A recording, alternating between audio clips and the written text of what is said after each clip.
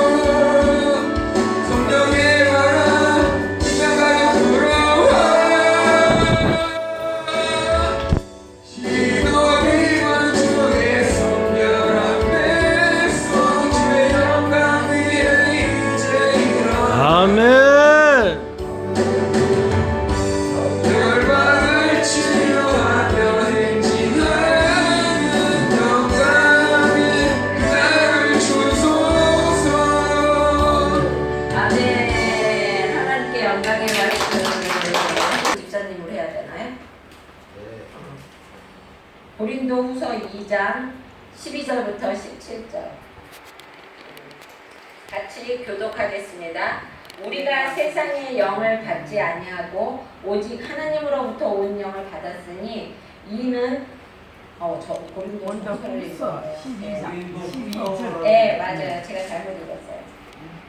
읽다보니까 이상해서 내가 그리스도의 복음을 위하여 두로아의 이름에 주 안에서 문이 내게 열렸으되 내가 내 형제의 만나지 못하고 내 심령을 떠나지 못하여 자유를 닦으라고 마게도냐로 항상 우리를 그리스도 안에서 이기게 하시고 우리로 말미암아 각처에서 그리스도를 아는 냄새를 나타내시는 하나님께 감사하노니 우리는 구원받는 자들에게나 망하는 자들에게나 하나님 앞에서 그리스도의 이 사람에게는 사망으로부터 사망에 이르는 냄새요 저 사람에게는 생명으로부터 생명에 이르는 냄새라.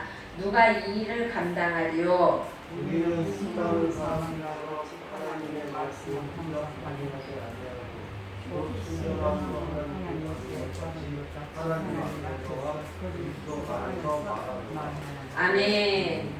우리가 지난주까지는 고린도 교인들에게 고린도 교회에 바울이 가고자 했는데 이제 갈 수가 없는 상황이 왔잖아요. 그랬을 때 고린도 교인들이 막 바울을 오해했잖아요. 그렇죠? 그랬을 때 바울이 눈물의 편지를 디도를 통해서 보냅니다. 그래가지고 그 디도의 그 편지를 보고 사람들이 회심했다는 그런 소식을 바울이 듣기를 원하죠. 그래서 어떻게 하냐면은 그 드로아에서 디도가 드로아에 오기로 약속이 되어 있었습니다. 그래갖고 바울과 만나서 그 고린도 교회의 상황을 이야기해 주기로 되어 있었는데 디도가 고린도 교회로 오지를 못한 거예요. 그래서 불가피 어디로 갔냐면은 거기 보면 에베소로 갔다 문이 열렸을 드로아에 못 가고 마게도냐로 가게 되는 것입니다. 근데 거기에 보면은 12절에 그렇게 되어 있죠. 내가 그리스도의 복음을 위하여 드로아의 이름에 주 안에서 문이 내게 열렸으니 라고 말하고 있어요. 이게 무슨 소리냐면 드로아에서 디도를 만나기로 했는데 드로아에 가보니까 복음에 대해서 사람들이 벌써 들을 문이 열린 거야. 마음문이 열린 거야. 그래서 그 예수님에 대해서 사람들이 많이 알게 되어가지고 바울이 전하기만 하면 그들이 복음을 받아들일 수 있는 마음밭이 되었다는 것이에요. 이게 지금 2차 여행인데 1차 여행 때 이 바울이 드로아에 갔었는데 그때에는 사람들이 너무나 강팍해서 예수님이라는 예자도 끼낼 수가 없었던 것이에요. 그래갖고 그곳에서 복음을 전하지 못하고 바로 에베소로 떠나게 되었다는 것입니다. 근데 이번에 디도를 만나기 위해서 다시 드로아에 갔는데 거기에 가니까는 강팍했던 그 사람들의 마음이 많이 허물어져서 예수님을 받아들일 수 있는 그런 마음밭이 되었다는 것입니다.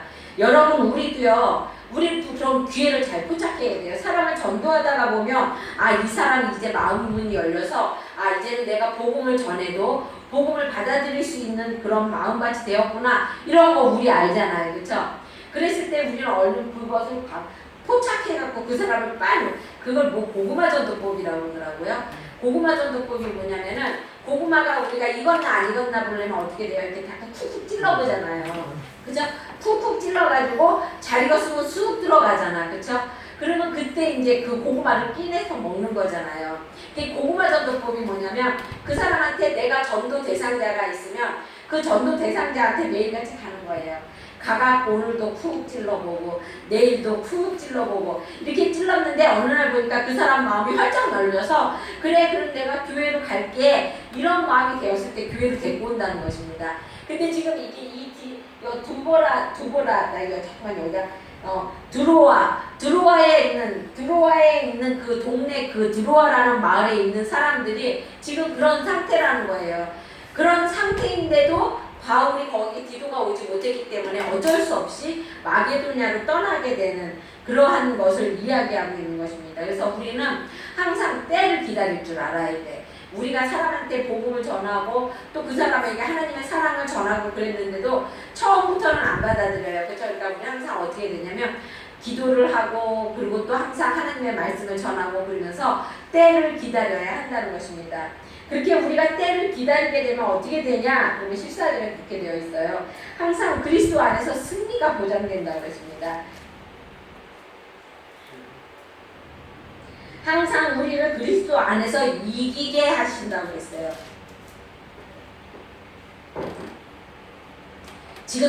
지금 바울은 드로아에 있는 게 아니라 어디로 가고 있어요? 마게도냐로 가고 있어요.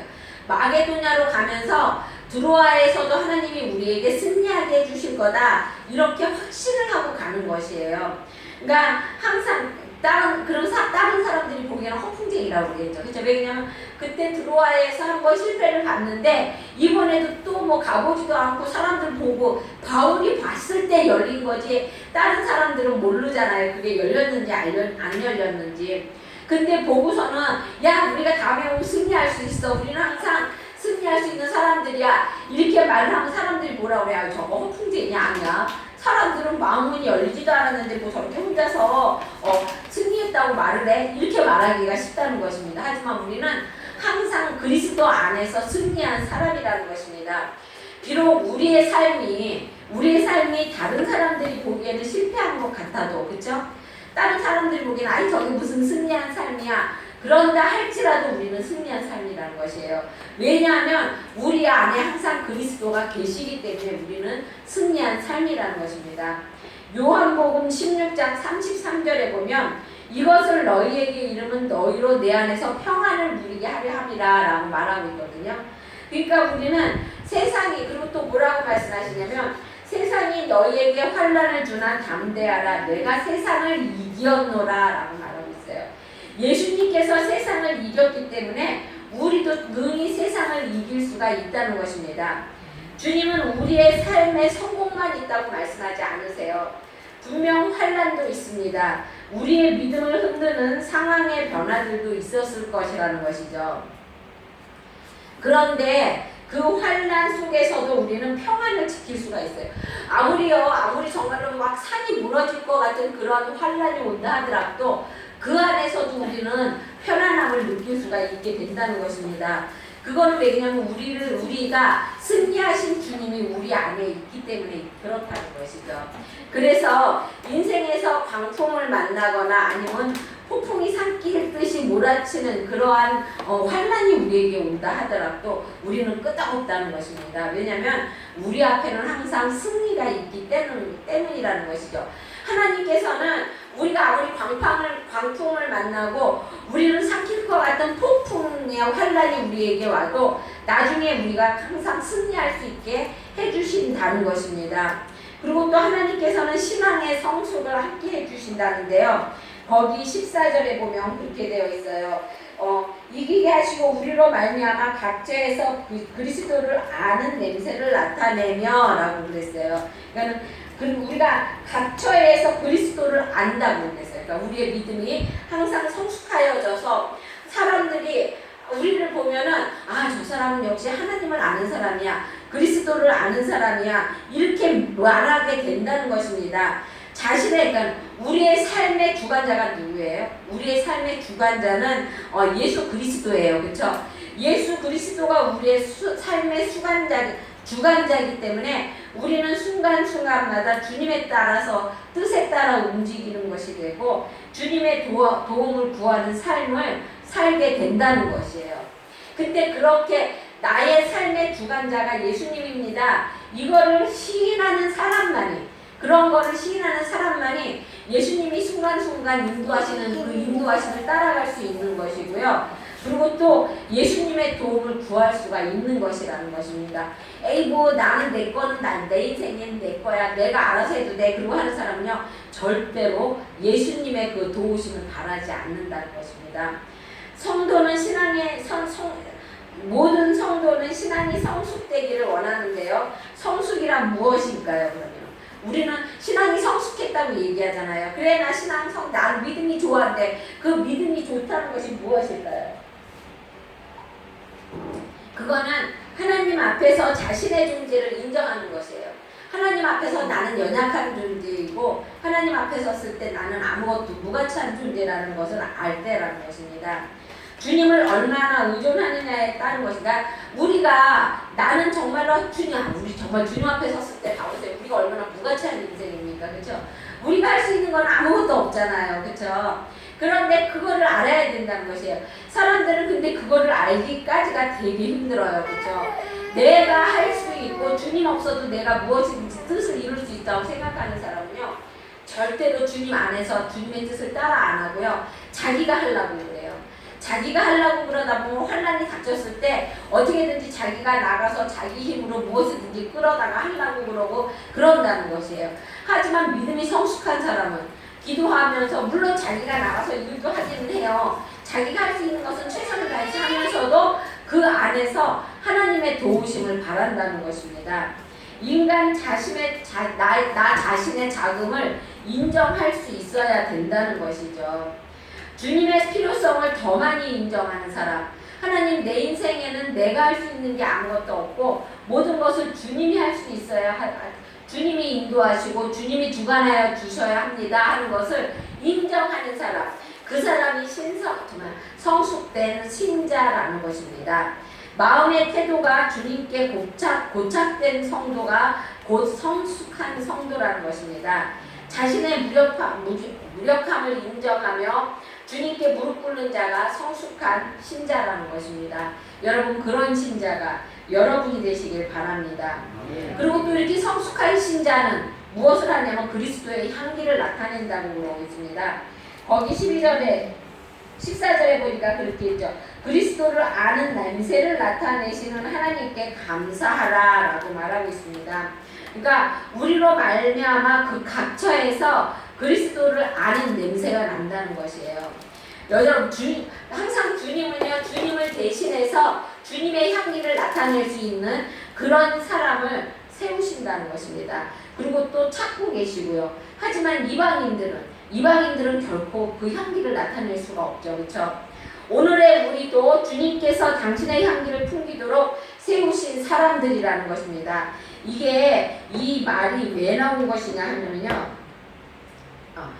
이거 나중에 한 마리가 이게 그러니까 오늘의 우리도 주님께서 당신의 향기를 풍기도록 세우신 사람들이라는 것입니다. 그래서 아무리 거룩한 척 아는 척 이러는 것이 아니라 주님을 따르려는 진실된 마음으로 주님처럼 살아야 한다는 것이에요.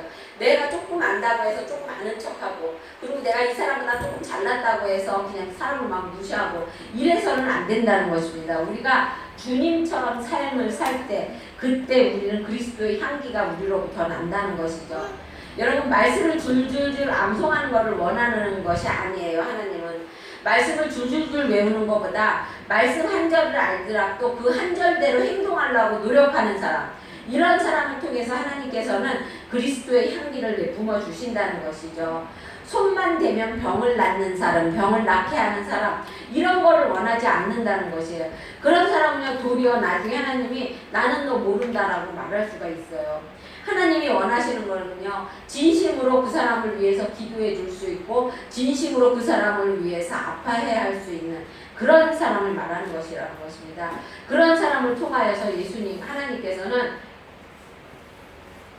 그리스도의 향기를 나타낸다고 그러고 있습니다.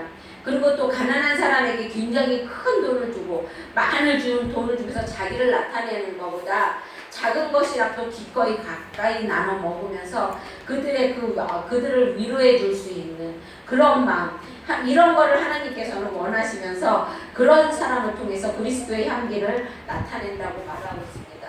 그러니까 하나님은 말이 아니라 행함과 진실함으로써 사람들에게 그리스도의 향기를 나타내라고 그렇게 말씀하고 있습니다. 그러면 그리스도의 향기를 나타내는 사람들은 어떤 사람들이냐 하면은 거기에 보면 그렇게 있어요. 16절에 보면은 그리스도에 대한 사망과 생명을 결정한다고 이렇게 나오고 있습니다. 거의 16절에 한번 볼까요? 16절에 이 사람에게는 사망으로부터 사망에 이르는 법이 냄새요, 저 사람에게는 생명으로부터 생명에 이르는 냄새라. 누가 이 일을 감당하리요? 라고 말하고 있어요. 향기가 어떤 사람에게는 생명이 되고요, 어떤 사람에게는 사망이, 이게 무슨 말이냐면은 이제 이 당시에는 이제 로마 시대잖아요. 그래서 로마 사람들이 이제 전쟁에 나갔다가 승리해갖고 들어오잖아요. 그리고 로마 시내를 한 바퀴 돌고 난 다음에 그 언덕에 있는 주피터 신전이라는 데가 있다는 것입니다. 그 신전에 가서 제사를 지내면서 향을 피워요. 근데 그 향이 얼마나 많이 피우는지 그 향 냄새가 온 로마 시내를 다 덮는다는 것입니다. 다 덮는데 이것이 무슨 향이에요? 로마인에게는 승리의 향이에요. 그렇죠? 그 주피터라는 그 신에게 내가 전쟁에 나가서 승리하고 왔다고 향을 피우는 거잖아요. 그렇죠? 하지만 승리한 로마는 괜찮지만 패배한 나라에서 포로로 잡혀온 사람들에게는 그게 뭐예요? 죽음의 향기예요. 그 사람들에게는 이것이 곧 자기 나라가 패망했다는 향기고 자기가 이제 어쩌면 죽을지 모른다는 그 향기라는 거죠. 그래서 이 바울이 거기에 있으면서 고린도에 있으면서 이거를 봤기 때문에 이걸로 그 사람들에게 빨리 알아듣게 하기 위해서 이거를 썼다는 것이에요. 어떤 사람에게는 죽음의 향기고 어떤 사람에게 그것이 생명의 향기라는 것입니다. 근데 우리는 무엇이 죽음의 향기고 무엇이 사망의 향기예요? 그리스도의 삶을 닮아가는 삶을 사는 것이 어떤 사람에게는 생명의 삶이고 어떤 사람에게는 죽음의 삶이라는 것입니다. 사망의 문제를 해결할 수 있는 길은 오직 하나밖에 없다는 것이죠. 사망과 생명을 갈라지게 하는 것은 냄새라고 그랬습니다. 그렇죠? 아까도 내가 말했듯이 그 주피터에게 향을 피우는 것으로 어떤 사람에게는 승리의 향이 되지만 어떤 사람에게는 패배의 향이 되고 죽음의 향이 되는 거잖아요. 그렇죠? 근데 요한복음 3장 18절에 보면 저를 믿는 자는 심판을 받지 아니하는 것이요 믿지 않는 자는 하나님의 독생자의 이름을 믿지 아니하므로 벌써 심판을 받았느니라 라고 말하고 있어요. 그러니까 그리스도께서 예수님께서 사망과 생명을 결정하는 기준이 된다고 말하고 있는 것입니다. 그런데 많은 사람들은요 하나님 예수님보다 다른 것을 더 가치 있게 생각해요. 그렇죠? 어떤 사람은 돈을 더 가치 있게 생각하고요. 어떤 사람은 명예를 더 가치 있게 생각합니다. 그리고 어떤 사람은 학식을 더 가치 있게 생각하고요. 어떤 사람은 외모를 더 가치 있게 생각하는 사람이 있습니다. 그러니까 하나님께서는 너희가 그런 거 가치 있게 그건 곧 썩어질 거라는 거, 없어질 거라는 것이에요. 다른 이로는 구원을 얻을 수 없나니 천하 인간의 구원을 얻을 만한 다른 이름을 우리에게 주신 일이 없다고 사도행전에서 말씀하고 계시잖아요. 그렇죠? 하나님께서는 우리가 살아갈 수 있는 방법은 그리스도를 통한 구원밖에는 없다고 말씀하시는 것입니다. 주님을 영접하는 것에 있어서도 간단해요. 주님 영접하는 게 어렵지 않아요. 그렇죠? 그 의식이나 뭐 돈이 들어가는 것은 아니라는 것입니다. 그냥 우리가 믿기만 하면 되는 거잖아요. 그렇죠? 우리가 그냥 믿기만 하고 예수 주는 나의 그리스도 살아계신 하나님입니다. 이렇게 입으로 시인만 하면 나 때문에 예수님께서 십자가에 못 박혀 돌아가시고 3일 만에 부활하셨습니다. 이걸 입으로 시인하기만 되면은 하기만 하면은 우리에게 영생은 그저 거저 온다는 것입니다, 여러분. 그게 믿음으로 우리는 받는 거잖아요. 그쵸? 그게 안 되는 사람은 정말 안 돼. 우리 엄마한테 가갖고 내가 우리 엄마한테 기껏 밥 잘 먹고 난 다음에 엄마 나 쫓아서 기도해. 그랬더니 응, 뭐? 이러더니 하나님하고 보시니까 아니 이러고 말고 안 되는 사람은 안 믿어지는 거예요. 그 하나님 손님도 싫은 거예요. 우리 엄마는 그렇게 어떻게 믿어야 되는데 우리 엄마 참말로. 그러니까 여러분이 하나님이 믿어지는 것이요 여러분 축복이고요. 예수 그리스도가 나 때문에 십자가에 못 박혀 돌아가셨구나, 이것을 정말로 입으로 시인한다는 것이 축복이라는 것을 여러분 축복이라는 것을 알기를 원합니다. 거기 17절에 보면은 하나님의 말씀은 단순 명령하다고 그랬어요. 우리는 수많은 사람들처럼 하나님의 말씀을 혼잡케 하지 아니하고 곧 순전함으로 하나님께 받은 것 같이 하나님 앞에서와 그리스도 안에서 말하노라 라고 말하고 있어요. 여러분, 우리가 사람들이 제일 많이 혼잡하게 하는 게 뭐예요? 저게 재림 때예요. 그쵸? 사람들이 재림할 때 재림주가 뭐 여기 나타나셨다 저기 나타나셨다 이렇게 얘기하잖아요. 그쵸? 그리고 뭐 휴거가 뭐 몇 년도 그 전에 1999년도인가 그 사람 이름도 이전에 까라토스트라인가 그 사람이 그랬잖아요. 1999년도에는 휴거가 일어난다고 그래갖고 막 사람들마다 막 그랬었잖아요. 그쵸? 근데 그런 거 하나님의 그런 거는 그렇게 사람들이 말하는 것처럼 막 혼잡하게만 이날 온다고 그랬다가 내일 온다고 그랬다 모레 온다고 그랬다 그런 것이 아니라는 것입니다. 하나님이 뭐라고 했어요? 분명히 성경에 말씀하셨잖아요. 그때와 기한은 아버지 권한이 있다고. 어느 누구도 모른다고 그랬잖아요. 어느 누구도 모른다고 그랬는데 사람들이 막 야 조금 있으면은 야 내가 뭐 날짜를 이렇게 성경적으로 이렇게 막 찾아보니까 요때가 휴거날이야. 그러니까 요때 휴거가 어디서 되냐면 우리 차고 넘치는 교회에서 그러니까 차고 넘치는 교회로 다 와야 돼. 이래갖고 사람들이 막 그 재산 다 팔고 차고 넘치는 교회로 몰려오고 이거 아니라는 것이에요. 그때와 시는 하나님만이 안다고 그랬습니다. 여러분, 그러니까 어떻게 해야 돼요? 우리는 항상 믿음을 지켜야 되는 거예요. 우리는 믿음을 지키고 하나님의 어떻게 알아요? 오늘 이렇게 예배드리다가 나 혼자만 갖고 전부 다 그게 뭐지? 승천할지, 그쵸? 마찬 모른다는 것이에요. 두 사람이 맷돌질을 하다가 한 사람은 들어올림을 받고 한 사람은 땅에 남는다고 그러잖아요. 여러분, 어느 날 잠자다가 일어났는데 집 식구가 하나도 없고 나만 있으면은 어머 우리 식구들은 휴거되고 나만 휴거 안 됐네 이러고 하나님을 더욱 열심히 믿기 바랍니다. 그때와 하시는 어느 누구도 모른다고 그랬어요. 예수님밖에 모른다고 그랬어요. 예수의 재림 때는 당신도 자신도 모르고 예수님도 모른다고 그러셨어요. 하나님 외에 아무도 모른다고 그랬습니다. 그러니까 여러분, 하나님의 말씀은 항상 이렇게 단순 명료한 것이에요. 정확해요. 하나님의 말씀은요.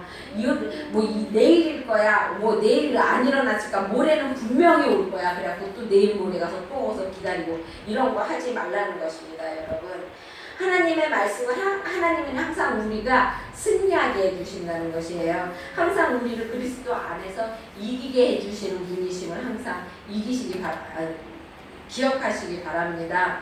여러분이라면 외형적으로 뒷걸음질하는 것, 그러니까 우리의 삶이 때로는 또 우리의 행동이 솔직히 뒷걸음질하는 것 같이 보인다 할지라도 아니라는 것이죠. 왜냐하면 하나님은 우리는 반드시 승리하게 해주신다는 것이에요. 지금은 내 생활이, 지금은 나의 삶이 조금 뒤처지는 것 같고 조금 뒷걸음질하는 것 같아도 아니니까 여러분은 항상 어떻게 해야 돼요? 기쁜 마음으로 하나님 앞에 기도해야 된다는 것입니다. 우리는 항상 믿음으로 우리의 삶이 하나님 앞에 다가서도록 나를 통하여서 그리스도의 향기가 나서 나를 통해서 사람들의 삶이 생명의 삶과 죽음의 삶으로 갈라질 수 있을 정도로 그리스도의 향기를 담는, 그리스도의 향기를 내뿜는 여러분이 되어야 한다는 것입니다. 여러분, 그러려면 어떻게 해야 돼요? 열심히 기도해야 돼요. 열심히 말씀 봐야 돼요. 그래야만이 그리스도의 뜻이 무엇인지 알고 하나님이 원하는 것이 무엇인지 우리가 알 수 있다는 것입니다. 항상 기도에 힘쓰는 여러분이 되시길 주의 이름으로 축원합니다.